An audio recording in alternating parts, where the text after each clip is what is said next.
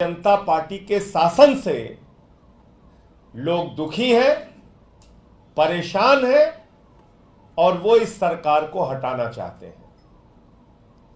महंगाई से दुखी हैं, बेरोजगारी से दुखी हैं, तानाशाही से दुखी हैं।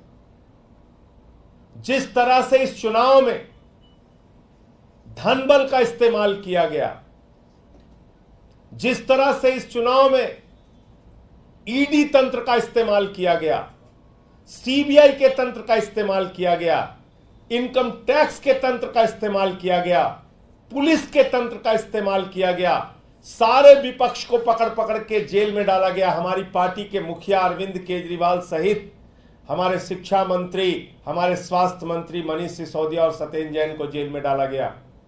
पूरे चुनाव को प्रभावित करने की एक गहरी साजिश रची गई। उसके बावजूद भारत के लोकतंत्र की यह खूबसूरती है कि देश की महान जनता ने कहा बीजेपी वापस जाओ। यह नारा है इस देश की जनता का। उन्होंने बाबा साहब के संविधान को बचाने के लिए वोट दिया। भारत में आरक्षण की व्यवस्था जो दलितों के, वंचितों के, शोषितों के, पिछड़ों के, आदिवासियों के लिए है, उसको बचाने के लिए वोट किया। और अभी तक के जो नतीजे सामने आ रहे हैं, भारतीय जनता पार्टी को बहुमत होता हुआ नहीं दिख रहा है और पिछले बार की तुलना में लगभग 60 सीटें बीजेपी की कम हो रही हैं।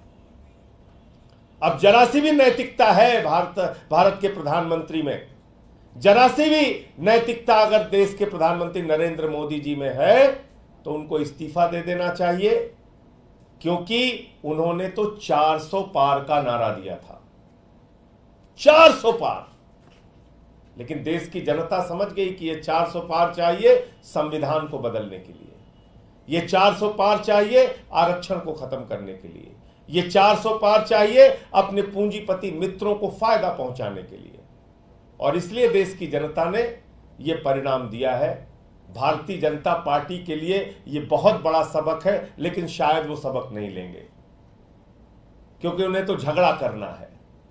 यह चुनाव का परिणाम भारत के अंदर नफरत की राजनीति के भी खिलाफ है, तानाशाही की राजनीति के भी खिलाफ है। यह चुनाव का परिणाम इस बात का भी संकेत है कि नफरत की बुनियाद पे हिंदुस्तान नहीं बनेगा, मोहब्बत की बुनियाद पे हिंदुस्तान बनेगा।